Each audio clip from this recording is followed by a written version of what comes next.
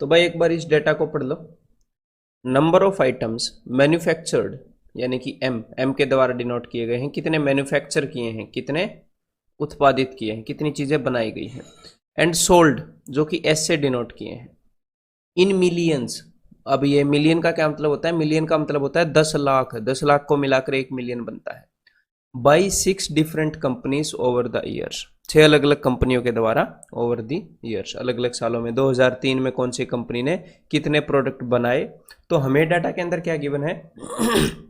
हमें गिवन है कि कितने प्रोडक्ट बनाए और कितने बेच दिए, कितनी चीजें बनाई, कितनी बेच दी, अलग अलग कंपनियों द्वारा अलग अलग सालों में। That's it. इतना पता होते ही दिमाग में सोची जाती है सारी चीजें, हम आगे बढ़ लेंगे अपने क्वेश्चन को करने के लिए। ठीक है, उससे पहले मैं आपको मिलियन का खेल बता दूं। ये मिलियन क्या है, बिलियन क्या है। देखो हम कैसे चलते हैं, हम चलते हैं इकाई, दहाई, सैकड़ा, वंस, टेंस, हंड्रेड्स, थाउजेंड्स, 10,000, फिर उसके बाद लैख, 10 लाख, करोड़, 10 करोड़। हम ऐसे चलते हैं ना। तो हम क्या करते हैं, एक बार 3 के बाद पॉइंट लगाते हैं, 3 के बाद कोमा लगाते हैं, वंस, टेंस, हंड्रेड, फिर 1000, 10,000, 2 के बाद पॉइंट कोमा लगाते हैं, फिर लैख, 10 लाख, 2 के बाद फिर करोड़, 10 करोड़। मतलब हमारा टेंस वाला सिस्टम है, दो दो की पेयरिंग वाला सिस्टम है। लेकिन ये जो मिलियन वाला सिस्टम है, इसमें क्या है, इसमें मेरे भाई 3 3 के बाद वाला ही सिस्टम है, ये वाला, ये वाला। समझ गए? 3 के बाद कोमा लगाया, फिर 3 के बाद कोमा लगाया, फिर 3 के बाद कोमा लगाया। तो जब ये 3 के बाद कोमा लगाया तो ये हो गया अपना 1 मिलियन। जब फिर से 3 के बाद कोमा लगाया, देखो ये 1 2 3, यहां पर भी 3 है, ये हो गया अपना 1 बिलियन। ठीक है, तो आगे से आप इसको भूलोगे नहीं, ये समझ गए? इसमें हर एक के बाद 3 3 के बाद लग रहा है। तो 1 मिलियन, देखो इकाई, दहाई, सैकड़ा, हजार, 10,000, लाख। ठीक है, और उसके बाद एक और आएगा, मतलब इकाई, दहाई, सैकड़ा, हजार, 10,000, लाख, 10 लाख। ठीक है, ये हो गया 1 मिलियन। जब दो बार ये 3 3 के ग्रुप आ गए, और इसी तरह यहां पर ये, यहां पर एक और जीरो आएगी और 3 के बाद लग के ये। तो अब ये क्या हो जाएगा, ये हो जाएगा 1 बिलियन। ये तो 1 मिलियन कितना हो गया, 1 मिलियन हो गया जी 10 लाख। क्लियर है? इकाई, दहाई, सैकड़ा, हजार, 10,000, लाख, 10 लाख। ठीक है, ऐसे ही 1 बिलियन, वो 3 जीरो और लग जाएंगे उसके अंदर। देन वैसे 1 मिलियन, मिलियन सब्सक्राइबर्स की खुशी होती है यूट्यूब पे, वो 10 लाख होते हैं, 1 मिलियन होते हैं, ऐसे भी आप याद रख सकते हो। ठीक है, तो चलिए क्वेश्चंस को करना स्टार्ट करते हैं। What is the respective ratio of total number of items sold by company A over all the years. Company A ने सारे सालों में कितने बेचे? ठीक है, 2003, 2004, 2005, इन सारे सालों में कंपनी ए ने कितने बेचे, मतलब कि इन सारे का सम। ठीक है, इसका और किसका ratio, what is the respective ratio पूछा है, over all the years together to those sold by company D over all the years. और कंपनी डी ने सारे सालों में कितने बेचे, इन दोनों का रेशियो। तो जब भी इस तरह का क्वेश्चन आए, जनरली क्या होता है, स्टूडेंट को ये लगता है, भाई ऑफलाइन में काफ़ी पढ़ा है मैंने तो, कि मतलब थोड़े से इस चीज़ से बचते हैं कि अरे सर इसमें कैलकुलेशन है। लेकिन कभी ये बहुत छोटी सी कैलकुलेशन है, और कभी भी जमा, घटा, गुणा, इनसे बचो मत। इनसे बचोगे, बचने की आदत हो जाती है।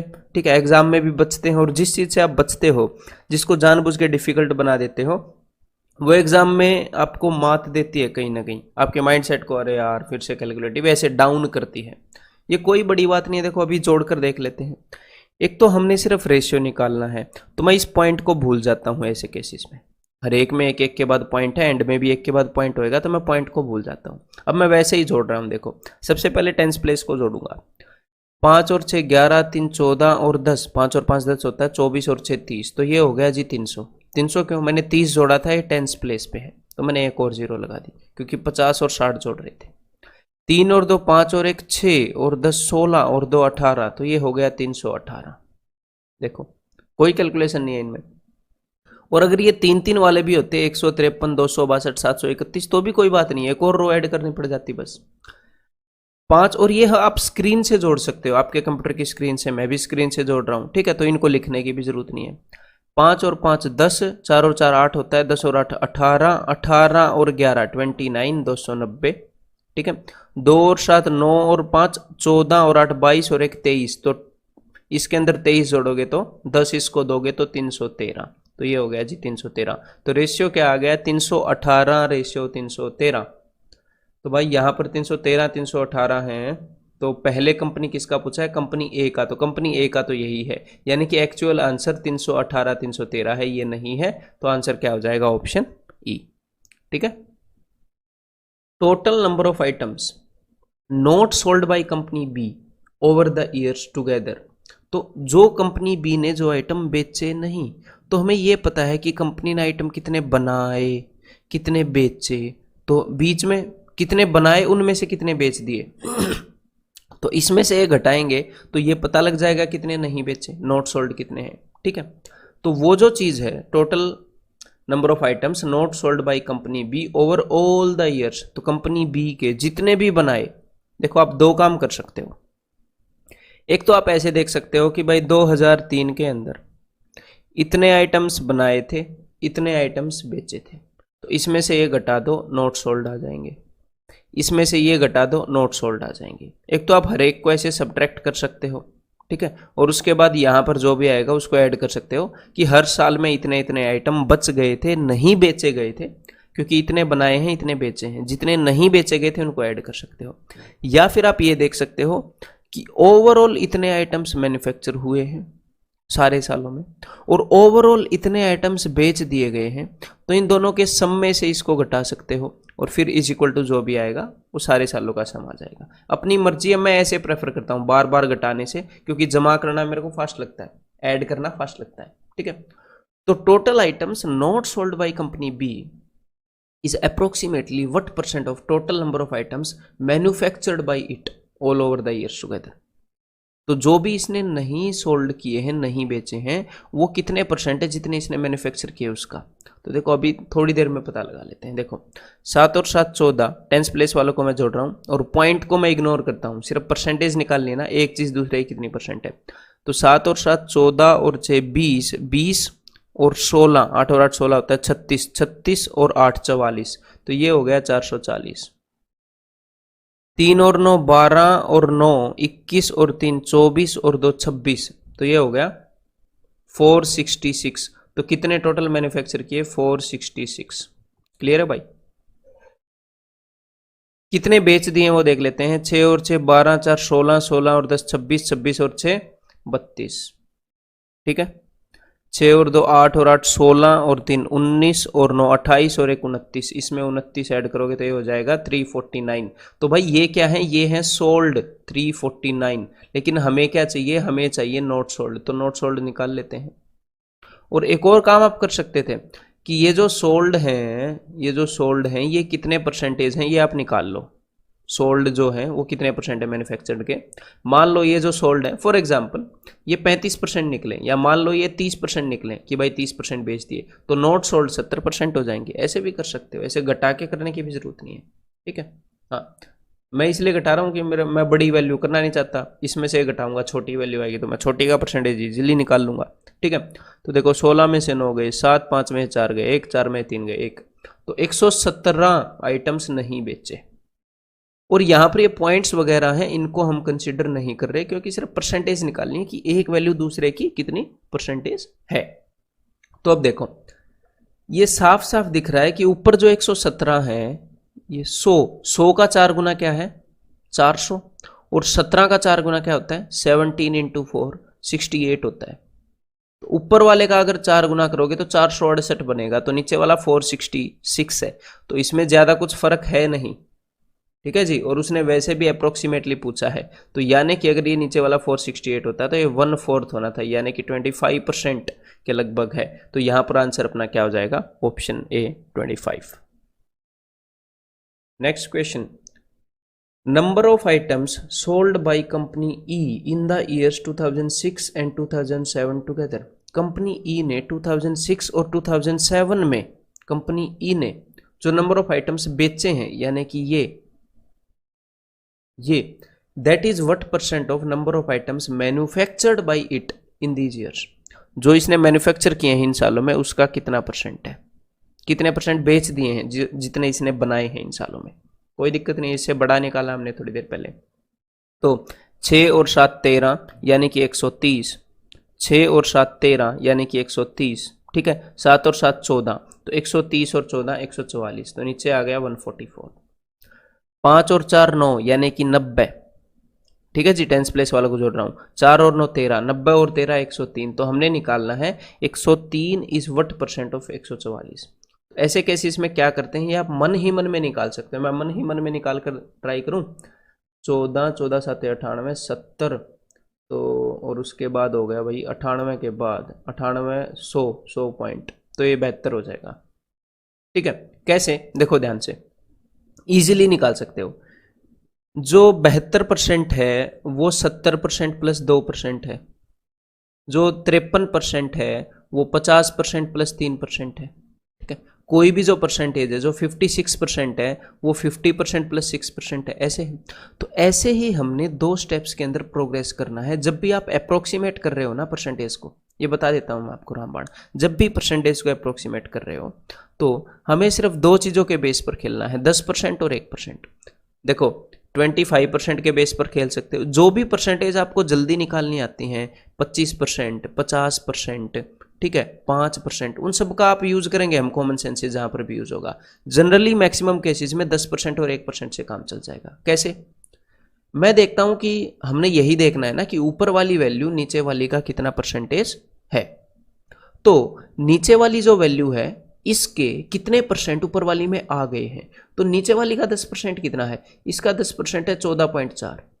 तो अब मैं देखूंगा 14, अच्छा 14 इसका 10% है, तो 14 ऊपर वाली में कितनी बार आ गया। तो देखो 14 7 98, 14 8 112, 14 8 इससे बड़ा है, तो 10% 14 है, तो 70% कितना होगा, इंटू 7 कर दो। 14 7 98, यहाँ से 98 आएगा और 7 चौके 28, यहाँ से 2.8 आएगा, तो कुल मिलाकर ये 100.8 हो गया, 100.8 हो गया। तो 70% है 100.8। अब ये सारी चीजें मेरे दिमाग में चल रही हैं कि 100.8 तक तो मैं पहुंच गया, 100.8 होता है 70%, लेकिन मुझे देखना है कि 103 कितने परसेंट के बराबर होता है। तो देखो 100.8 से और कितना आगे चलना है, और हमें आगे चलना है जी 2.2, कि 2.2, तो और कितने परसेंट आगे चलना है। तो देखो इसका 1% कितना है, इसका 1% है 1.44, 2 के बाद पॉइंट लगाते ही 1% आ जाएगा, और मुझे 2.2 चाहिए, तो देखो इसका 2%। ये सारे काम अगर दिमाग में हो रहे हैं ना, तो मतलब कि 2% जितना भी आगे नहीं बढ़ना, हमें आगे बढ़ना है 2.2, और 2% है 2.8, तो 2% जितना भी नहीं बढ़ना, मतलब 1% से ज्यादा आगे बढ़ना है, 2% से कम। तो 71% और 72% के बीच में है ये 103। समझ में आ गई बात। तो इसके आप प्रैक्टिस कैसे कर सकते हो, रैंडम वैल्यूज लो, 105/176 कुछ भी, 273/713 रैंडम वैल्यूज लो, ठीक है। 4-5 दिन करना है आपने ये काम, रोज 5-5 6-6 वैल्यूज का निकालना है, ठीक है। देखो मैं आपको गाइड कर सकता हूँ, मेहनत आपने करनी है। जो भी मैं आपको स्टेप्स बताऊंगा वो आपने उठाने हैं, हमेशा से स्टेप्स बताता आ रहा हूँ। उन चीज़ों को मानोगे तो मेरी बात मान लो, लोग डिसाइड करके, ब्रूसली जो है 4 साल में पूरी दुनिया में छा गया था, 4 साल में छा गया था पूरी दुनिया में, ठीक है। मतलब फिल्म जगत की मैं बात कर रहा हूँ। तो आपको एसएससी क्लियर करना है, लोग इंटरनेशनल चैंपियन बन रहे हैं, वर्ल्ड चैंपियन बन रहे हैं, ठीक है। तो मेरी बताई हुई स्टेप्स आप मानोगे तो बहुत बड़ी बात नहीं होगी एग्जाम क्रैक करना, ठीक है। तो यहां पर अपना आंसर हो गया जी option D, that is 72%। Which company manufactured the highest number of items over all the years. कौन सी कंपनी ने सारे सालों में highest number of items manufacture किए। यानी कि हमने देखना क्या है वो बता देता हूं, कि कंपनी ए ने ये सारे आइटम्स मैन्युफैक्चर किए, इन सब का सम। कंपनी बी ने ये सारे आइटम्स मैन्युफैक्चर किए, इन सब का सम। कंपनी सी ने ये सारे आइटम्स मैन्युफैक्चर किए, इन सब का सम, कि कौन सी कंपनी ने सबसे ज़्यादा मैन्युफैक्चर किए। तो एक बात बता देता हूं कि ऐसे क्वेश्चंस में सबसे पहले हमें क्या करना होता है, हमें ये तो पता लग गया ना कि भाई सम निकालना है, लेकिन हमेशा डायरेक्टली हम सम नहीं निकालते हैं। हो सकता है सम भी निकालना पड़ जाए, लेकिन एक मोटी मोटी नज़र मारते हैं। मैक्सिमम केसेस में क्या मिलता है कि मोटी मोटी नज़र मारने से ही आपको आंसर मिल जाएगा, ठीक है। तो चलिए अब देख लेते हैं। मोटी मोटी नज़र ऐसे ही मार लो कि 8.5, 8.3, 8, 6, 7, 8 ये वाली वैल्यूज है। मैंने यहाँ पर नज़र मारी, फिर यहाँ पर देख रहा हूँ 7, 7.9, 6.9, 8.3, ठीक है, 8 8 7 7, इसमें भी 7.9 7.9, अरे वाह, ठीक है। 7 8 7 6 7 7 8 8 6 7, मतलब मैं यहाँ पर बोल रहा हूँ, एग्जाम में बोलूंगा नहीं, नज़र मार रहा हूँ बस, ठीक है। तो यहाँ पर देखो फिर से, अब मेरे को मिले हैं 8 8 6 7, मतलब कि 8 6 7, इसको भूल जाओ कि 8 है 6 है 7 है।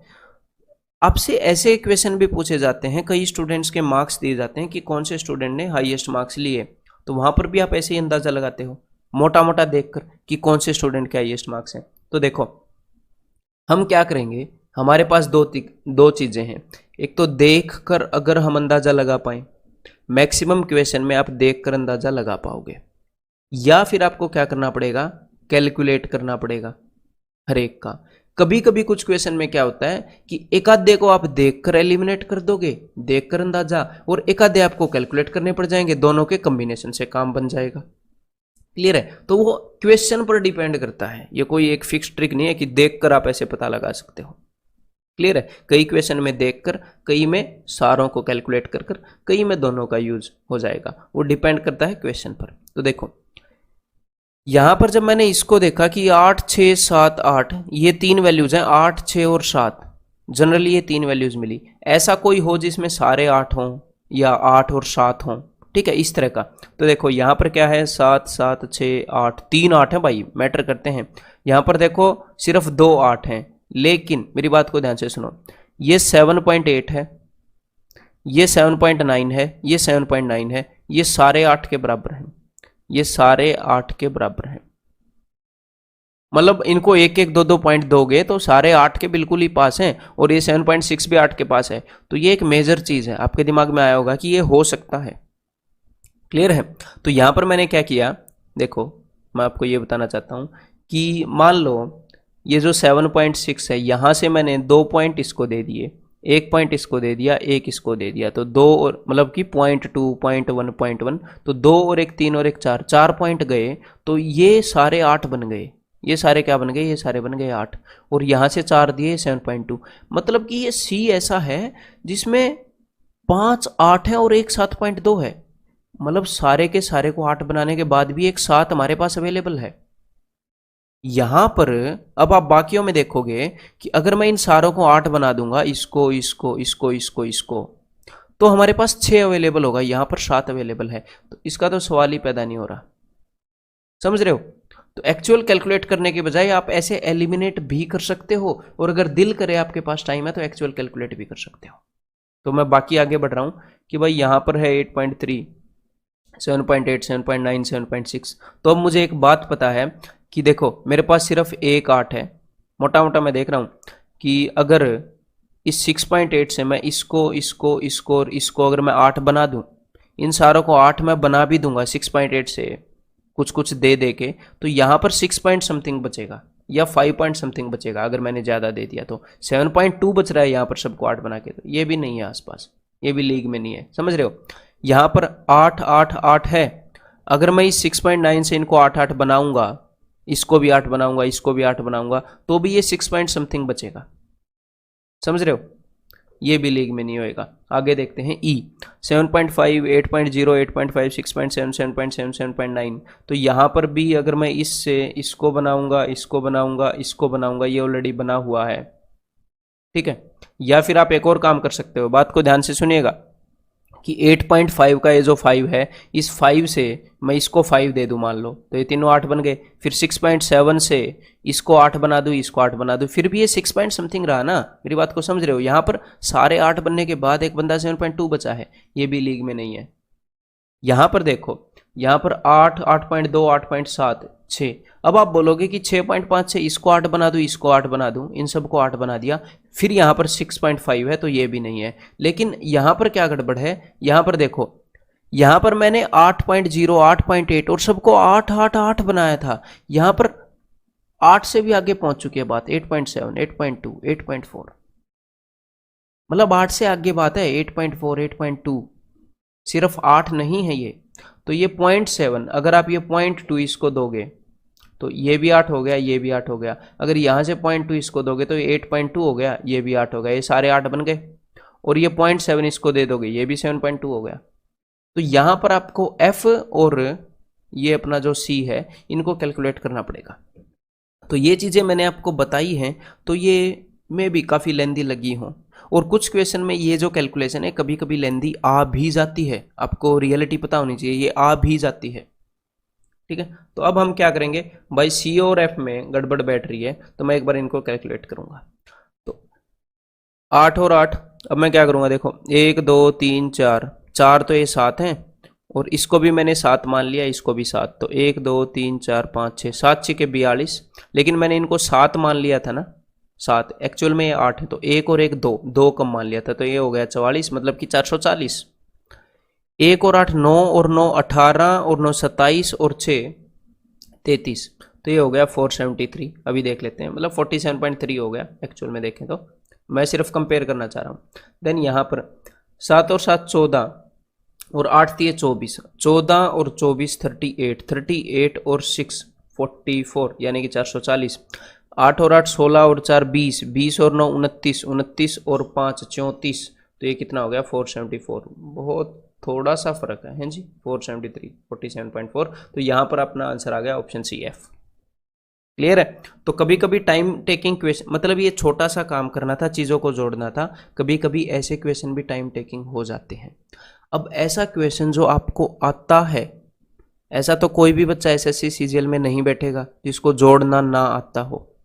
तो ऐसा क्वेश्चन जो आपको आता है लेकिन आपको लग रहा है टाइम लेगा, उसको आप मार्क रिव्यू करके आगे बढ़ सकते हैं, और पहले उन सारे क्वेश्चंस को करें जो टाइम नहीं ले रहे हैं और आते हैं, उसके बाद उनको करें। ठीक है। What is the number of items not sold by company C in the year 2003? 2003 में कंपनी सी ने कितने आइटम्स नहीं बेचे? तो देखो 2003 में कंपनी सी ने इतने आइटम बनाए, इतने आइटम बेच दिए, तो कितने नहीं बेचे? 8 में से 6 गए, 2। और ये सारा मामला किस में है? ये सारा मामला है मिलियंस में, और मिलियन के आगे मैंने आपको क्या बताया था? ये वाला 3 3 के बाद ये हो जाएगा जिसमें 6 जीरो है।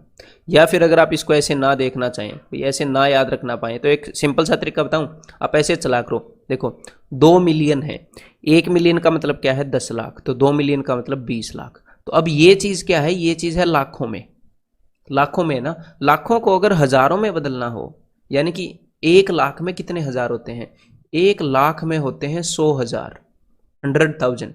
तो अगर लैक्स को थाउजेंड्स में बदलना हो, लाखों को हजारों में बदलना हो, तो 2 जीरो लगा देते हैं। अब ये जो भी मामला आएगा ये थाउजेंड्स में है, और थाउजेंड्स के आगे कितनी जीरो लगती हैं? 3 जीरो लगती हैं। ठीक है, देखो यही हो गया ऑप्शन बी। मतलब कि कभी भी आपको ऐसे है कि भाई 3.5 करोड़ ये लिखना है, आपको ऑप्शंस में देखना है, तो इकाई दहाई करने की जरूरत नहीं है, इकाई दहाई भी कर सकते हो। देखो कि ये 3.5 करोड़ है, करोड़ को अगर लैक्स में बदलना है, ये करोड़ है, इसको बदलना है हमने लैक्स में, तो 2 जीरो लगाएंगे ना 1 करोड़ में 100 लाख होते हैं, तो एक तो पॉइंट हट गया, 1 जीरो लग गई, तो अब ये लाखों में हो गया, बातें लाखों में चल रही हैं। अब इसको हजारों में करना हो तो ये लो भाई 2 जीरो, अब बातें हजारों में चल रही है, अब हजार के आगे तो 3 जीरो लगती हैं, ये हो गया 3.5 करोड़। देन ये हो गया, तो अब अगला क्वेश्चन करते हैं, एक बार इसका डेटा पढ़ दो। The prices of 3 different fruits per kg in different cities, कि भाई अलग अलग शहर में, जालंधर में, दिल्ली में, चंडीगढ़ में 3 अलग अलग फ्रूट हैं, उनके रेट। कोई भी एक डाटा पॉइंट पढ़ के देख लो कि इसका क्या मतलब है। इसका मतलब है ये ब्लू ब्लू है ना, इसका मतलब है एप्पल का जो रेट है वो दिल्ली में 130 रुपये है। मतलब हमें डाटा पढ़ना आ गया कि अलग अलग शहर में फ्रूट्स के क्या रेट हैं, क्या दाम है, ये बताए गए हैं। तो चलो अब क्वेश्चन को सॉल्व करना स्टार्ट करते हैं। In which city is the difference between the cost of 1 kg of apple and the cost of 1 kg of guava second lowest? कौन से शहर के अंदर 1 किलो एप्पल और 1 किलो गवावा अमरूद की कॉस्ट सेकंड लोएस्ट है? लोएस्ट नहीं, सेकंड लोएस्ट। तो पहले तो लोएस्ट निकालनी पड़ेगी। तो देखो एप्पल को रिप्रेजेंट करती है ब्लू लाइन, और गवावा को रिप्रेजेंट करती है ये ऑरेंज लाइन। ठीक है, तो ब्लू लाइन और ऑरेंज लाइन के बीच में डिफरेंस कम कब होगा? जब ये दोनों एक दूसरे के पास आ जाएंगे। ठीक है, तो लाइन ग्राफ का यही मतलब है। अगर यही चीज टेबल में गिवन होती तो हमें कैलकुलेट करनी पड़ती। अब लाइन ग्राफ में हम देख लेंगे ना, देखो ये एप्पल है, ये गवावा है। तो इन दोनों के बीच में बहुत ज़्यादा डिफरेंस है इनके रेट में। हमें एक्चुअल में कैलकुलेट करने की जरूरत नहीं है, जलंधर आंसर नहीं है। तो देखो दिल्ली में काफ़ी पास पास हैं, और चंडीगढ़ में आप देख पा रहे हो इनसे थोड़े से ज़्यादा दूर है। अगर आप ऐसे विजुअली देख पा रहे हो तो बढ़िया है। अदरवाइज मैं कैसे देखता हूँ, मैं ऐसे देखता हूँ कि ये देखो, ये 1 यूनिट है, ये जो 2 हॉरिजॉन्टल लाइन है इनके बीच में 1 यूनिट है, फिर उसके ऊपर हाफ यूनिट है, उसके ऊपर हाफ यूनिट है, यानी कि 2 यूनिट्स का फर्क है। और यहाँ पर 1 यूनिट, 2 यूनिट, 3 यूनिट का फर्क है। तो यहाँ पर भी नहीं। सबसे पहले मैं लोवेस्ट निकाल रहा हूँ, ठीक है। तो ये में भी हो सकती है। देन यहाँ पर half unit, 1 unit, 2 unit, half unit, सीधा सीधा वैसे तो विजुअली हम देख पा रहे हैं बहुत ज़्यादा गैप है इनमें इसके कंपैरिजन में, ठीक है। देन एक ये रही।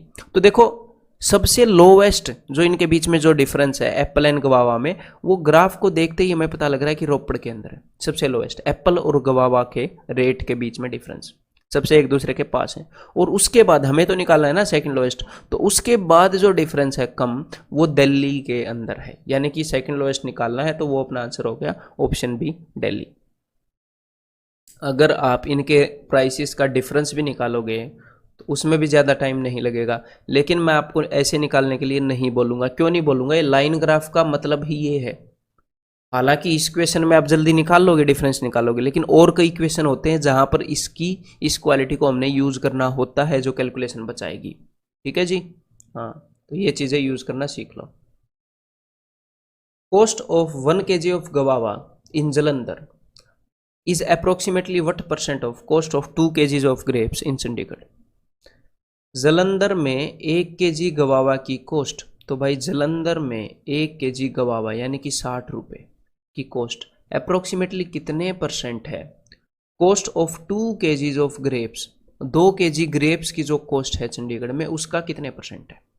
तो ग्रेप्स ग्रे से डिनोट हो रहे हैं, तो भाई चंडीगढ़ के अंदर ग्रेप्स की जो कीमत है वो 80 और 100 के बीच में है, यानी कि ये है 90।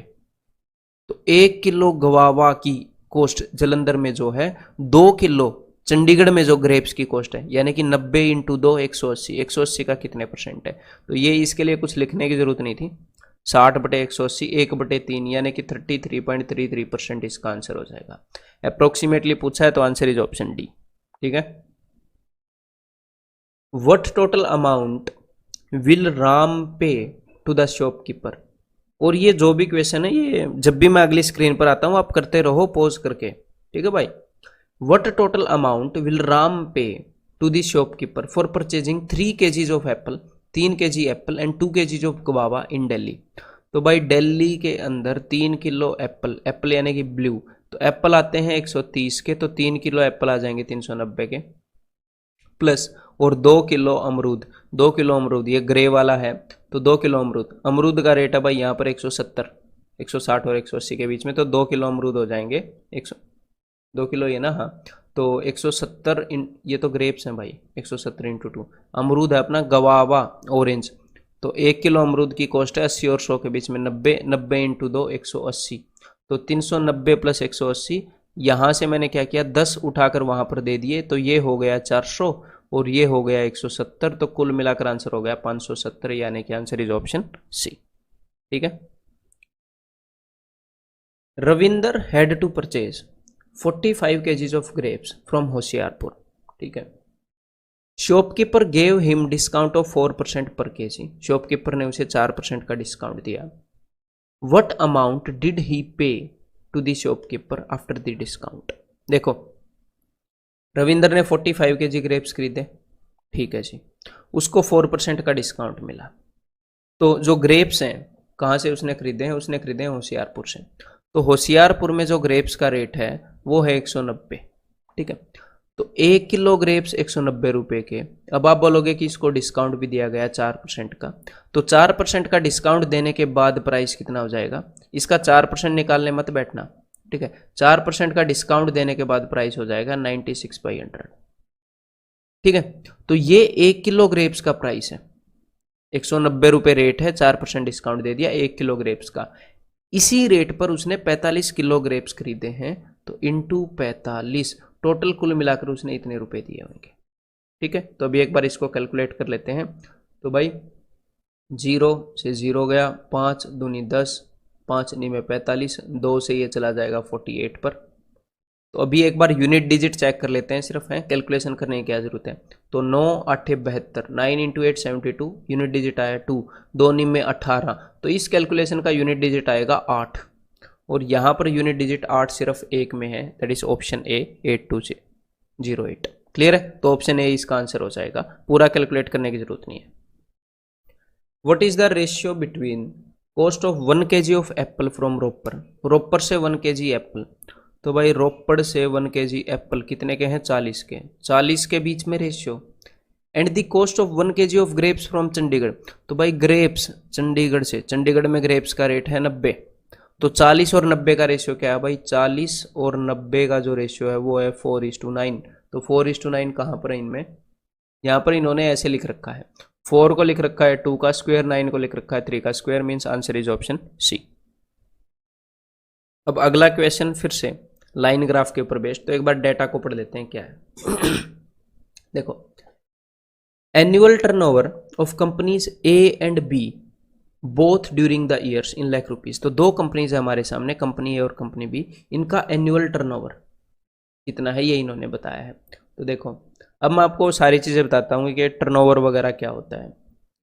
देखो, मान लो एक कंपनी जो है एक चीज बनाती है, एक प्रोडक्ट बनाती है, ठीक है, तो कंपनी ने 100 रुपये लगाए किसी प्रोडक्ट को बनाने में, तो ये जो 100 रुपये लगाए हैं कंपनी ने अपनी जेब से खर्च किए हैं, उसके बाद कंपनी ने क्या किया? उसके बाद कंपनी ने उस प्रोडक्ट को 120 रुपये में बेच दिया।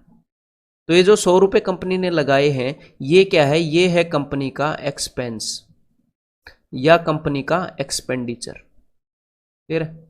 कंपनी का खर्चा है ये। तो कोई भी ऐसी टर्म, जैसे आपने प्रॉफिट एंड लॉस चैप्टर पढ़ा है, प्रॉफिट एंड लॉस के अंदर एक तो होता है कॉस्ट प्राइस। कॉस्ट प्राइस क्या होता है? जितने में वो आइटम पड़ा है दुकानदार को, दुकानदार ने अपनी जेब से कितने खर्चे हैं। तो इसी तरह से ये है कंपनी का कॉस्ट प्राइस, कंपनी को 100 रुपये लगाने पड़े टोटल उस आइटम को बनाने में, ठीक है। उसके बाद कंपनी ने उस आइटम को 120 रुपये में बेच दिया, तो ये है कंपनी का सेलिंग प्राइस, इतने में उसने बेच दिया। या फिर इसको आप क्या बोल सकते हो? इसको आप बोल सकते हो कि कंपनी का टर्नओवर, या फिर आप इसको बोल सकते हो कंपनी का रेवेन्यू।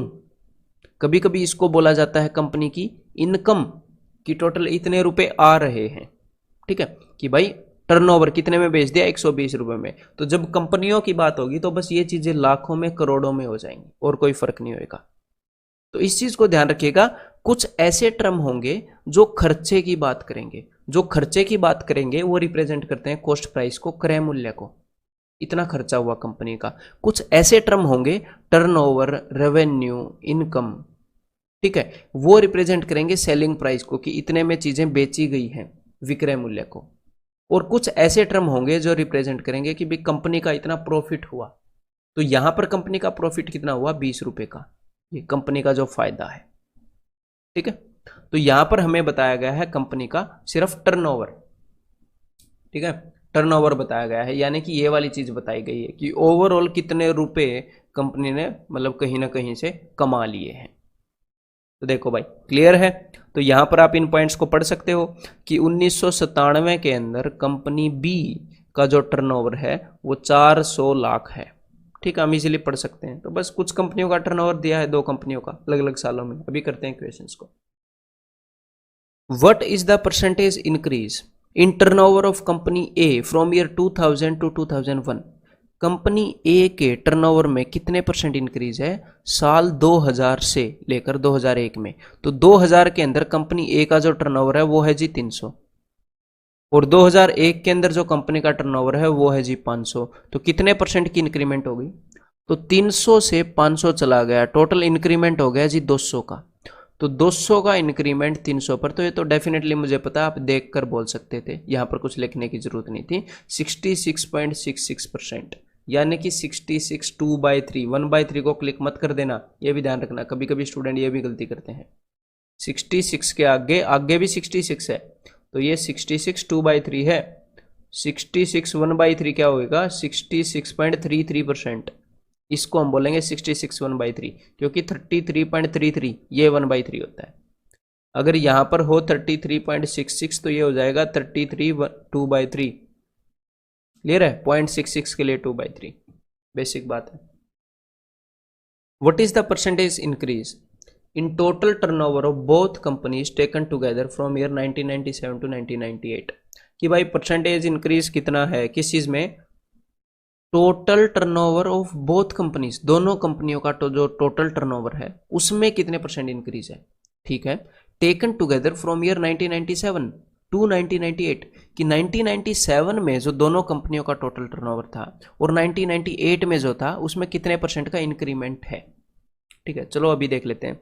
तो 1997 में यहाँ पर ये है 400 और यहाँ पर नीचे वाले कंपनी का टर्नओवर है 200, तो कुल मिलाकर कितना हो गया जी 600।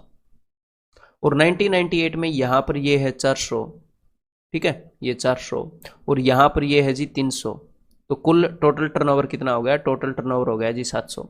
तो 1997 में दोनों कंपनियों का टर्नओवर 600 था, बाद में 700 हो गया, तो कितना बढ़ गया? 100 बढ़ गया। कितने पर? 600 पर। तो 100 का इंक्रीमेंट 600 पर, यानी कि 1/6, यानी कि 16.66%। तो यानी कि आंसर क्या हो गया? 16 2/3।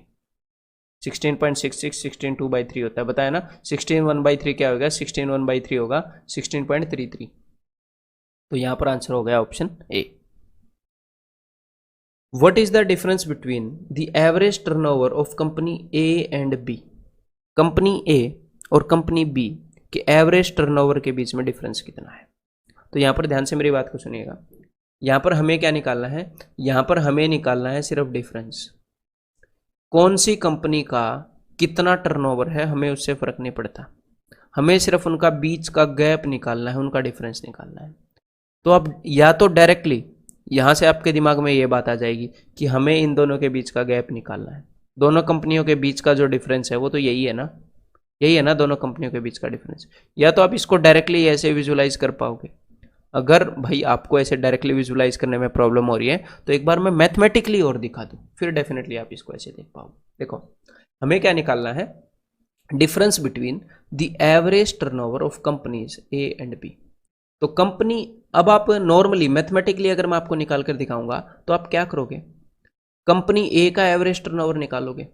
तो कंपनी ए का एवरेज टर्नओवर, ठीक है, एवरेज ऑफ कंपनी ए, वो कैसे निकलेगी? सम ऑफ कंपनी ए।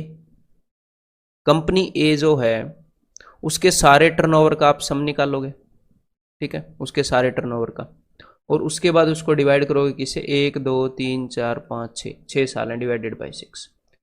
और उसके बाद आप sum of turnover of company B, company B का टर्नओवर निकालोगे, कंपनी बी वाली सारी वैल्यूज को जोड़ोगे और उसके बाद 6 से डिवाइड करोगे, तभी इनकी एवरेज आएगी। और फिर आप इनको क्या करोगे? सब्ट्रैक्ट करोगे, इनका डिफरेंस निकालोगे। तो बेसिकली अगर आप नीचे से 6 कॉमन लेते हो, 6 कॉमन लेते हो तो ये क्या आता है? ये आता है sum of company A minus sum of company B, यानी कि कंपनी ए और कंपनी बी के सम का डिफरेंस। या फिर इनके सम का डिफरेंस बोल दो, या फिर ये बोल दो कि इनके डिफरेंसेस का सम, इनके बीच में जितना भी डिफरेंस है वही निकालना है ना। कंपनी ए और कंपनी बी का जो टर्नओवर है उनके बीच में जो डिफरेंस है वही निकाल रहे हैं। तो आप सारे सालों का डिफरेंस इकट्ठा निकालने के बजाय, क्योंकि इस क्वेश्चन के अंदर वो इजी होगा, क्यों ना इनका हर एक साल का डिफरेंस ही देख लूं, इन दोनों के बीच का डिफरेंस ही देखना है तो वही देख लेता हूं। लेकिन जब भी आप लाइन ग्राफ के अंदर डिफरेंस देखते हैं तो एक बात ध्यान रखिएगा, कभी कभी कोई कंपनी आगे होगी, यहां पर ऑरेंज वाली कंपनी आगे है, यहां पर ब्लू वाली कंपनी आगे है, कभी कोई आगे होगी, तो एक किसी एक कंपनी को लेकर उसके रिस्पेक्ट में देखना पड़ेगा। ठीक है, ऐसे नहीं है कि भाई यहां पर जो डिफरेंस है और यहां पर जो डिफरेंस है वो है तो सेम, यहां पर भी 100 का है और यहां पर भी 100 का है, लेकिन यहां पर 100 आगे है ऑरेंज वाली, यहां पर 100 आगे है ब्लू वाली, ये दोनों ऐड थोड़ी होंगे, ये दोनों तो एक दूसरे को कैंसिल करेंगे। ठीक है, तो सेम बात नहीं है दोनों जगह पर, तो हमें किसी भी एक कंपनी के रिस्पेक्ट में देखना पड़ेगा। तो यहां पर मैं देख रहा हूं भाई कंपनी बी के रिस्पेक्ट में, ऑरेंज वाली के रिस्पेक्ट में ज्यादातर ऊपर दिख रही है, ठीक है, कि कंपनी बी कितने आगे है। तो यहां पर आपको एग्जैक्टली ये भी देखने की जरूरत नहीं है कि भाई, अब मैं एक एक साल का देख रहा हूं कि यहां पर कंपनी कितनी आगे है ये देख रहा हूं, तो आपको एग्जैक्ट ऐसे देखने की जरूरत नहीं है कि 250 और 350। यहां पर इस ग्राफ को भी यूज करना सिखा दूं कि ये जो एक यूनिट है इसका मतलब है 50 है ना, एक यूनिट का मतलब 350 और 300। तो सिंपली ऐसे भी देख सकते हो कि 2 यूनिट का फर्क है, 2 यूनिट का फर्क है। यहां पर कितनी यूनिट का फर्क है मेरे भाई? 1 2 3 4, 4 यूनिट का। यहां पर ये 2 यूनिट आगे है, कौन सी कंपनी? Company B. यहां पर ये 4 यूनिट आगे है। यहां पर कंपनी बी 2 यूनिट पीछे है, यहां पर 1 यूनिट आगे है, यहां पर 1 यूनिट आगे है, यहां पर 1 यूनिट आगे है। तो 2 यूनिट आगे और पीछे कैंसिल आउट हो गए, तो 4 और 1 5 और 1 6 और 1 7, कुल मिलाकर 7 यूनिट आगे है कंपनी बी सारे सालों में मिलाकर। और 1 यूनिट की वैल्यू क्या है? 1 यूनिट की वैल्यू है 50, तो कुल मिलाकर 350 आगे है। इन दोनों का जो डिफरेंस है रेवेन्यू का वो 350 है, एंड डिवाइडेड बाय 6। एवरेज निकालनी है ना, एवरेज डिफरेंस। तो देखो भाई 6 5 30, 6 8 48, 58 2/6 यानी कि 58 1/3। तो यहाँ पर आंसर हो गया ऑप्शन बी। ठीक है, तो ऑप्शन बी क्लियर है यहाँ पर। और एक और बात, यहाँ पर जरूरी नहीं है कि आप ऐसे देखो कि भाई यहाँ पर 2 यूनिट का फर्क है। वो अगर क्वेश्चन आपको अलाउ करता है तो आप देखोगे, किसी क्वेश्चन के अंदर ऐसे ऐसे वैल्यूज होंगे कि आप यूनिट का फर्क नहीं देख पाओगे, तो फिर ऐसे डिफरेंस देख लेना कि 100 है 200 है ऐसे। ठीक है, रिजिड मत लेना इन बातों को, जहां पर भी जो चीज हमारे एडवांटेज में होगी वहां पर उसको यूज करेंगे। ठीक है, the turnover of company A in 1998 is approximately what percent of its total turnover in all the years? Company A का टर्नओवर 1998 में जो है, तो 1998 में कंपनी ए का टर्नओवर क्या है भाई? 400 है। तो that is what percent of, approximately what percent of its total turnover in all the years? इसका जो टोटल टर्नओवर है सारे सालों में, तो देख लेते हैं अभी। तो ये भाई 250 और 200 450, इन सबको मैं ऐड कर रहा हूँ। 450 और 400 850, 850 और 450 1300। ये कैसे ऐड किया? 850 और 450, मैंने 50 इसको दे दिया, मन ही मन में 900 और 400 1300 ऐसे। या फिर मैंने क्या किया, 800 और 400 1200 और उसके अलावा 100 बच गया 1300। कैसे भी आप मन ही मन में कर सकते हो। ठीक है, देन 1300 और 300 1600, 1600 और 500 2100। तो 2100 का कितना परसेंट है? 400, ये हमने बताना है। ठीक है, तो भाई जीरोज से जीरो गए, इंटू 100 करो एंड आंसर निकाल लो। बहुत ज़्यादा मुश्किल बात नहीं होएगी यहाँ पर। ठीक है, 21 से कम 21 बच गए 19, 21 में 89, तो बच गया भाई 11/21, तो 19 पॉइंट समथिंग अप्रोक्सीमेटली उसने बोला है। तो आंसर हो गया ऑप्शन ई। ठीक है, that is 20। What is the ratio between the turnover of both the companies together in the years 1996 and 1997 respectively? दोनों कंपनीज का जो टर्नओवर है 1996 और 1997, दोनों कंपनीज का जो टर्नओवर है जो 1996 में रहा है और जो 1997 में रहा है, उन दोनों वैल्यूज के बीच में रेशियो निकालना है। तो 1996 में दोनों कंपनीज का टर्नओवर कितना था? तो 1996 में 350 और 250, तो दोनों कंपनियों का टर्नओवर है भाई 600। और 1997 में 400 और 200 600, दोनों कंपनियों का टर्नओवर है 600। तो इन दोनों के बीच में रेशियो क्या आ गया? 1:1, यानी कि आंसर इज ऑप्शन सी। तो अभी नेक्स्ट सेट आ गया भाई। तो एक बार इस डेटा को एक बार पढ़ लेते हैं। ठीक है, ये जितने भी क्वेश्चन मैं करवा रहा हूँ ये सारे इजी क्वेश्चंस हैं। ठीक है, लेकिन ये आपके करने जरूरी हैं। बेशक से आपने भाई आपको ये सारे निकल रहे हों, लेकिन करते रहो। पढ़ाई में कभी भी मैं जब आपको पढ़ाऊंगा आपका टाइम वेस्ट नहीं होएगा। उस टाइम को आप वेस्टेज में काउंट नहीं कर सकते, क्योंकि उसका कहीं ना कहीं यूज होगा, तो ही मैं वो चीजें करवा रहा हूँ। ये मैं क्यों बता रहा हूँ? क्योंकि क्वेश्चंस इजी हैं। ठीक है, अगर ये अच्छे से कर पाओगे आगे धीरे धीरे लेवल बढ़ेगा, आप सारे क्वेश्चंस कर पाओगे। Number of students in thousands passing and Fehling in an entrance exam from 6 different cities. 6 अलग अलग शहरों से, ठीक है, उसने स्टूडेंट बताए हैं कि हर एक सिटी में कितने स्टूडेंट पास हो रहे हैं, कितने स्टूडेंट फेल हो रहे हैं। जैसे कि सिटी एल के अंदर अगर मैं देखूं तो ये ब्लू रिप्रेजेंट करती है, ब्लू बार, पासिंग को। ठीक है, तो सिटी एल के अंदर टोटल 30,000 स्टूडेंट पास हुए, 30,000 स्टूडेंट। और सिटी एल के अंदर जो फेलिंग स्टूडेंट हैं वो टोटल कितने हैं? देखो ये 20 और 25 के बीच में है, तो 22,500 स्टूडेंट फेल हुए। और एग्जामिनर ने एक और चीज बताई है कि total number of students in each city, हर एक शहर में जो टोटल नंबर ऑफ स्टूडेंट हैं, जो कुल छात्र हैं, that is equal to number of students passing and number of students failing. तो कुल स्टूडेंट हैं कि जितने भी स्टूडेंट पास हो रहे हैं और जितने भी स्टूडेंट फेल हो रहे हैं उनको ऐड करके, या तो बंदा पास होगा या फेल होगा, ये हमने अज्यूम किया, कंपार्टमेंट अज्यूम नहीं किया। ठीक है मेरे भाई। तो अगर CTL के टोटल स्टूडेंट आपने निकालने हैं तो इन दोनों को जोड़ दो, वो क्या हो जाएंगे 52,500। क्लियर है। ये डाटा हमें गिवन है कि हर एक सेल में कितने बंदे पास हुए, कितने बंदे फेल हुए, और उस सेल में टोटल कितने बंदे हैं, टोटल कितने स्टूडेंट हैं। ये डाटा हमारे पास गिवन है। अब हम क्वेश्चंस को करने के लिए आगे बढ़ते हैं। What is the respective ratio of number of students passing in entrance exam from CTM to those passing from CTQ। तो रेशियो क्या है, किस किस चीज का रेशियो, जितने स्टूडेंट CTM से पास हो रहे हैं उनका, टू दोज जितने CTQ से पास हो रहे हैं। बिल्कुल सिंपल क्वेश्चन है। CTM से कितने स्टूडेंट पास हो रहे हैं, CTM से स्टूडेंट पास हो रहे हैं भाई 20 और 25 के बीच में, यानी कि 22.5, यानी कि 22.5। ठीक है। और CTQ से कितने पास हो रहे हैं, CTQ से पास हो रहे हैं भाई 25 और 30 के बीच में। देखो तो 25 और 30 के बीच में ये अगर 5 का गैप है ना, देखो वैसे तो जनरली आप इसको जल्दी बता ही पाओगे, लेकिन अगर भाई कोई स्टूडेंट ना बता पाए, देखो ये गैप जो है ये 5 का गैप है, मुझे पता है ये वाली जो चीज़ है ये 25 है, ये वाली जो चीज़ है वो 30 है, तो ये एग्जैक्टली बीच में है। तो इस 5 को आधे आधे में डिवाइड कर दो, 2.5, तो ये 25 के बाद 2.5 ऊपर होएगा, तो 25 में 2.5 जोड़ोगे, 2.5 जोड़ोगे तो 27.5। ठीक है। तो इसका जितना भी गैप है उसका हाफ मैं इसको ऊपर इंक्रीमेंट कर रहा हूँ इसका, अगर ये आप इजीली ना निकाल पाओ तो। मतलब आपको 25 और 30 की एवरेज निकालने की कोई ज़रूरत नहीं है। कभी कभी स्टूडेंट इसको ऐसे करते हैं, 25 और 30 की एवरेज निकालते हैं, नहीं। जब आपको अगर ये 30 गिवन हो, ये 40 गिवन हो, तब भाग के 35 बोलते हो ना, तो हम 30 और 40 के एवरेज कहाँ निकाल रहे होते हैं, 70 जोड़कर हमने 2 से कहाँ डिवाइड किया। आपको पता है इन दोनों के बीच का गैप 10 है तो 5 ऊपर बढ़ा देते हो, ऐसे इन दो के बीच का गैप 5 है तो 2.5 ऊपर बढ़ा दो, 2.5 ऊपर बढ़ा दो। ठीक है, वैसे ये बेसिक सी बात है। तो CTQ में जो स्टूडेंट पास हुए वो 27.5। तो भाई ये बेसिक से थाउजेंड्स में हमने सिर्फ रेशियो निकालना है, तो कोई बड़ी बात नहीं है। 25 से डिवाइड कराऊँ मैं, पॉइंट्स को मैं भूल गया कि यहाँ पर लगे भी हैं। तो भाई 25 निम्न 225, 25 से कम 25, 25 से कम 25, तो यहाँ पर रेशियो हो गया 9:11 का, यानी answer is option B. What is the average number of students failing in the examination from CTL and M टुगेदर। CTL और M से, दोनों से मिलाकर ऑन एन एवरेज कितने स्टूडेंट फेल हो रहे हैं।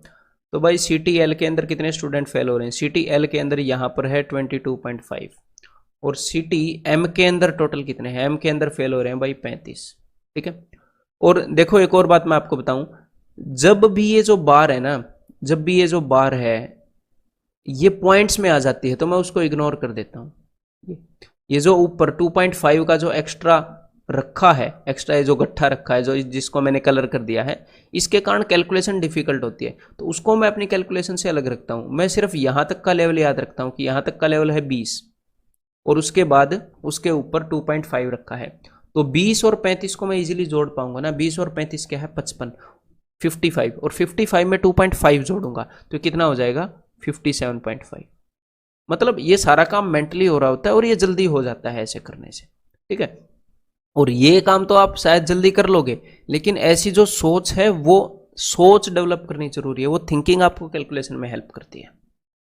तो ये हो गया 57.5, इनके एवरेज निकालनी है तो 2 से डिवाइड करूंगा। अब मैं खुद पर्सनली इसको पूरे को डिवाइड नहीं करता हूं, मैं क्या करता हूं इसको मेंटली 56 + 1.5, 56 + 1.5। अब ये जो 56 है इसका हाफ कितना होएगा, ये सारी बात थाउजेंड्स में चल रही है ना, तो ये 56,000 है, 56,000 का आधा होता है जी 28,000। ठीक है। और ये जो 1.5 है, सारी बातें हजारों में चल रही हैं, तो ये 1.5 क्या है, ये 1.5 है 1500, 1500 का आधा क्या होता है 750, तो 28,000 750।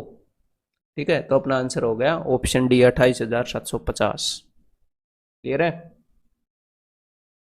What is the total number of students failing in the entrance exam from all the cities together? सारे शहरों से मिलाकर टोटल कितने स्टूडेंट फेल हो रहे हैं।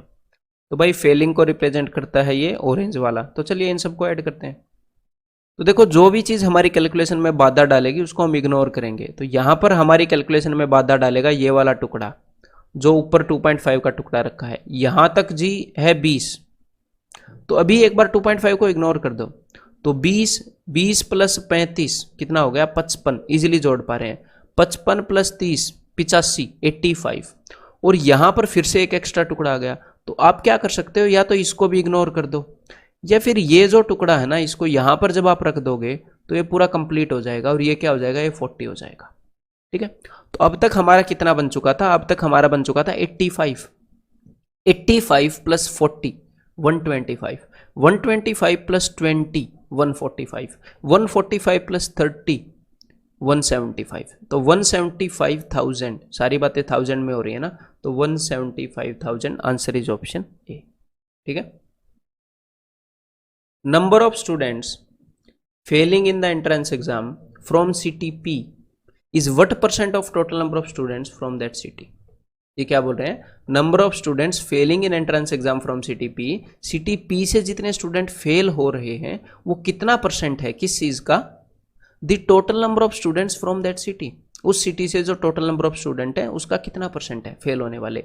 तो सिटी पी में चलते हैं, कितने बंदे फेल हो रहे हैं, यहाँ पर फेल हो रहे हैं भाई 20, तो 20 बंदे फेल हो रहे हैं। और टोटल कितने बंदे हैं यहाँ पर, 20 बंदे फेल हो रहे हैं, 35 बंदे पास हुए हैं यहाँ पर, और टोटल कितने परसेंट है यहाँ पर 55। तो 20 इज व्हाट परसेंट ऑफ 55, 5 चौके 20, 5 11, और मैंने आपको क्या बताया, जब भी नीचे 11 होगा और परसेंटेज में फ्रैक्शन को बदलना है तो 9 का टेबल चलेगा, 9 चौके 36, 36.36% means answer is option C. Number of students passing in the exam from CTO से जितने स्टूडेंट्स पास हो रहे हैं, that is what percent of total number of students passing in the exam from all the cities together.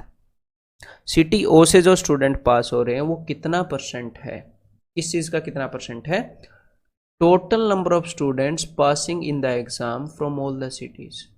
Total number of students जो exam में पास हो रहे हैं सारे शहरों से, उसका कितना परसेंट है।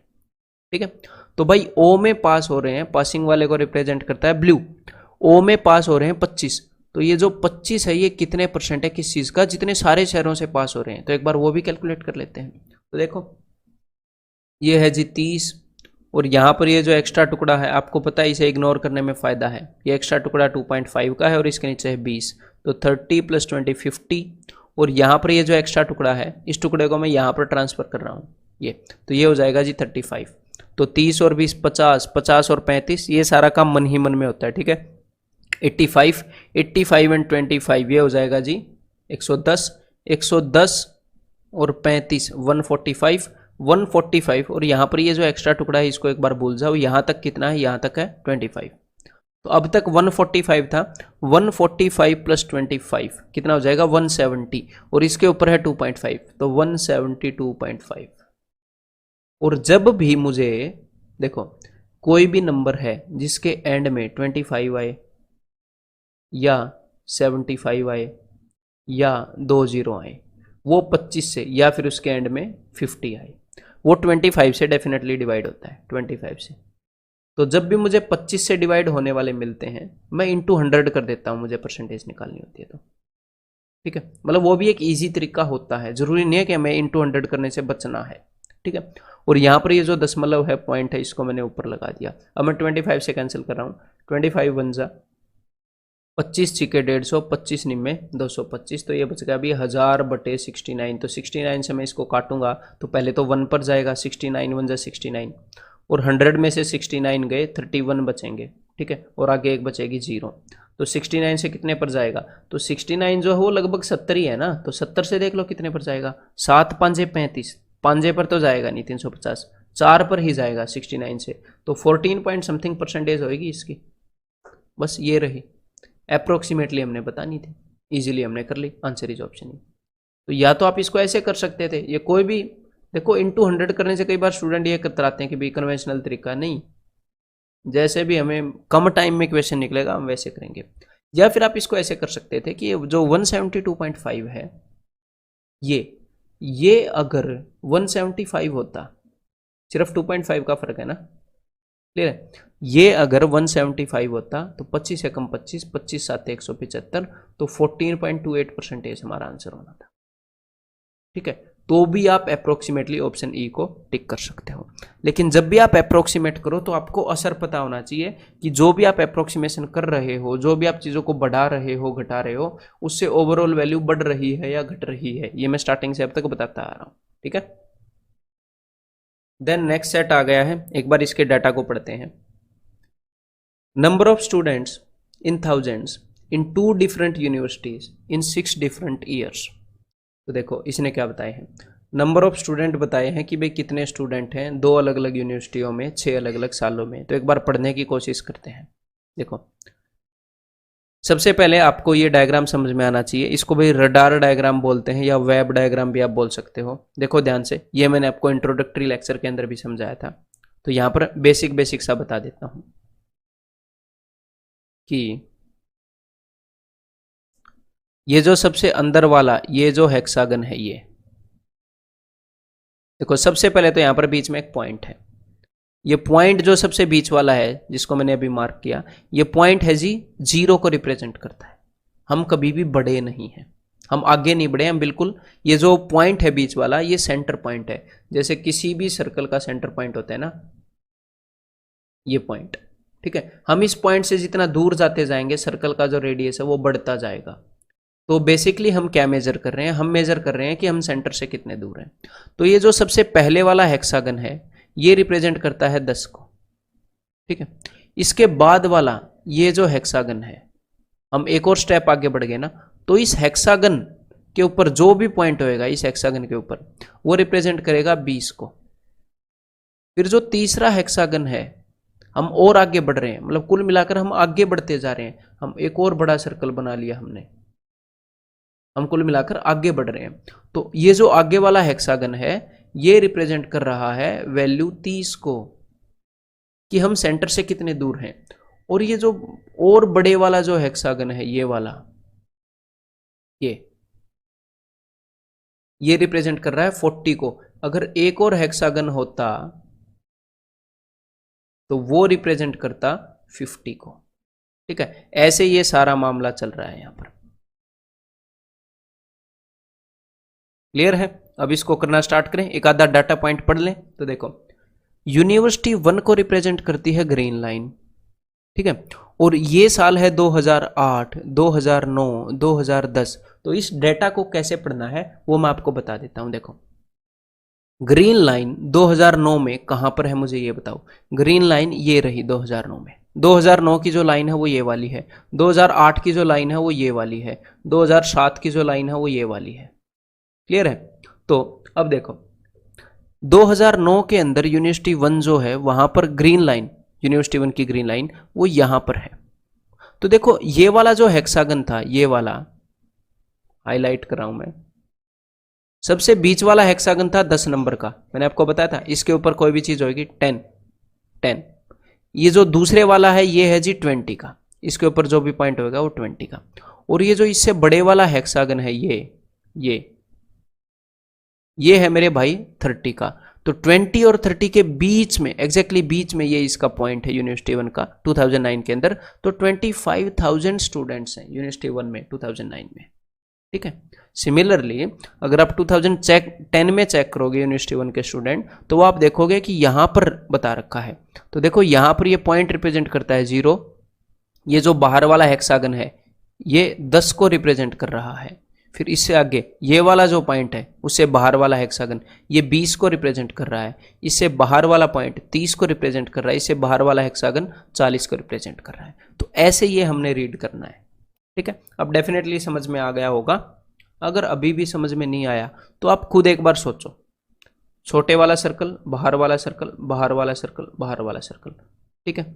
यहां पर हेक्सागन है, यहां पर सर्कल है, पॉइंट की वैल्यू 0 है, बाहर वाले सर्कल का मतलब है कि 10, इस वाले सर्कल का मतलब है 20। तो ये 10 है, ये 20 है। अगर इनके बीच में कहीं पर कोई पॉइंट है तो वो क्या हो जाएगा 15। आगे वाला सर्कल है 30, आगे वाला सर्कल है 40, ठीक है। अब क्वेश्चंस को करना स्टार्ट करते हैं। What was the difference between the number of students in university 1 in year 2010? University 1 यानी कि ग्रीन और 2010। अब देखते हैं, तो ये रहा पॉइंट। तो देखो सबसे बाहर वाला हेक्सागन 40 उससे अंदर वाला 30 और उससे अंदर वाला जहां पर ये ग्रीन पॉइंट है 20। तो 2010 में यूनिवर्सिटी 1 में 20,000 स्टूडेंट्स थे। ठीक है, 20,000 स्टूडेंट थे। यहां पर बीच में 0 है, इससे बाहर वाला 10,000 को रिप्रेजेंट करता है हेक्सागन ये, और इससे बाहर वाला 20 को। ठीक है मेरे भाई। देन आगे क्या है, what was the difference between the number of students in university 1 in year 2010 and the number of students in university 2 इन 2012, कि 2012 में यूनिवर्सिटी 2 में कितने स्टूडेंट थे। तो यूनिवर्सिटी 2 को रिप्रेजेंट कर रही है रेड लाइन, और 2012 में, तो 2012 में हम देखते हैं, देखो ये रहा यूनिवर्सिटी 2, तो बीच में यहाँ पर 0, पहले वाला हेक्सागन 10, दूसरे वाला हेक्सागन यहाँ पर क्या हो जाएगा 20। तो भाई 2012 में यूनिवर्सिटी 2 में भी 20,000 स्टूडेंट थे, इन दोनों के बीच में जो डिफरेंस आएगा वो आएगा 0। तो आंसर इज ऑप्शन ए। और मैं आपको बता दूं सच सच कि इस तरह के क्वेश्चंस में भी यहाँ पर ये जो डेटा पढ़ना है ये मेरे को तो बिल्कुल भी डिफिकल्ट नहीं लगता। मैंने स्टूडेंट्स के कारण ही इतना ज़्यादा इसको एक्सप्लेन किया कि एक्सपीरियंस रहा है कि स्टूडेंट्स को ये रीड करने में कभी कभी प्रॉब्लम हुई है, और उसके कारण इस तरह के क्वेश्चंस में भी कई स्टूडेंट गलती करके आते हैं, जो कि बिल्कुल भी मान्य नहीं है आपके एग्जाम के लिए, मतलब कि इस तरह के ईजी क्वेश्चन में गलती करना। तो आपने, इसीलिए मैं बोलता हूं कि कभी भी हड़बड़ाहट में कोई भी क्वेश्चन करना नहीं है। हड़बड़ाहट में क्वेश्चन करने वाले बंदे का आज तक एक भी बंदा नहीं होगा जिसका एग्जाम क्लियर हो गया हो बिना रिश्वत दिए, क्योंकि हड़बड़ाहट में वो क्वेश्चन भी गलत हो जाते हैं जो कि आते होते हैं। ठीक है, तो शांति से क्वेश्चन करने, और शांति का मतलब स्लो नहीं होता, शांति का मतलब है कि बिल्कुल रिलैक्स है बंदा, तो फिर स्पीड तेज होती है उसकी, बस हड़बड़ाहट में नहीं है। Next question, what is the sum of the number of students in university 1 in year 2007। तो यूनिवर्सिटी 1 में 2007 में ग्रीन वाला कहाँ पर है, सबसे छोटे हेक्सागन के ऊपर है, तो 10,000 स्टूडेंट थे, प्लस सम निकालना है ना, and the number of students in university 2 in year 2011, 2011 में यूनिवर्सिटी 2 में, तो यूनिवर्सिटी 2 यानी कि रेड लाइन, और 2011 में, तो 2011 में देखो सबसे बड़े वाला जो हेक्सागन है वो 40 को रिप्रेजेंट कर रहा है, और उससे अंदर वाला रिप्रेजेंट कर रहा है 30 को, और उससे अंदर वाले पर ही है 2011 में यूनिवर्सिटी 2 का जो पॉइंट है। तो यूनिवर्सिटी 2 में 2011 में 30,000 स्टूडेंट थे, तो कुल मिलाकर 40,000 स्टूडेंट थे। यहाँ पर अपना आंसर हो गया option E. If 25% of the students in the university 2 in the year 2010 were females, university 2 के अंदर 2010 के अंदर 25% स्टूडेंट जो थे वो फीमेल थे। ठीक है, What was the number of male student in University 2 in the same year? उस साल अगर 25% फीमेल थी तो मेल कितने थे ये वो पूछ रहा है। तो अगर फीमेल 25% थी तो मेल बच गए बाकी के 75%, मतलब कि हमने किसी वैल्यू का 75% निकालना है। किस वैल्यू का, 2010 में जो यूनिवर्सिटी 2 में स्टूडेंट थे, तो यूनिवर्सिटी 2 में 2010 में रेड लाइन देखो कहाँ पर है, देखो ये जो अंदर वाला है हेक्सागन ये रिप्रेजेंट करता है 10,000 को, इसके बाहर वाला हेक्सागन रिप्रेजेंट करता है 20,000 को, और यहाँ पर ये जो पॉइंट है ये 10,000 और 20,000 के बीच में है, यानी कि 15,000 की बात है। 15 के यूनिवर्सिटी 2 में 2010 में 15,000 स्टूडेंट थे, और हमें निकालना है इसका 3/4, 75% निकालना है ना, 75% मतलब 3/4, यानी कि 15×45/4 यानी कि 11.25। ठीक है, और ये जो बात है ये हजारों में है, हजारों में है ना स्टूडेंट्स, तो 11,250 स्टूडेंट है, यानी कि यहां पर आंसर क्या हो जाएगा ऑप्शन ए।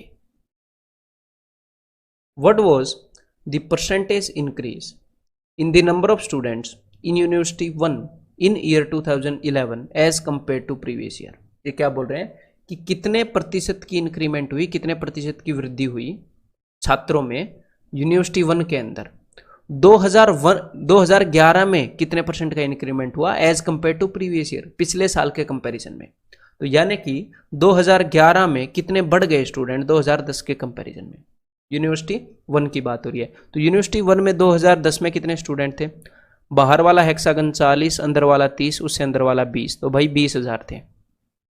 और 2011 में जब आप देखोगे तो ये जो 20,000 वाला हेक्सागन है उसके और उससे अगले वाले हेक्सागन के बीच में है ये 20,000 और 30,000 वाले हेक्सागन के बीच में है, यानी कि कुल मिलाकर 25,000 स्टूडेंट थे। तो पहले 20,000 थे, फिर 25,000 थे, तो कितने बढ़ गए भाई? 5,000 बढ़ गए स्टूडेंट। 20,000 से 25,000 हो गए। 5,000 बढ़ गए कितने पर?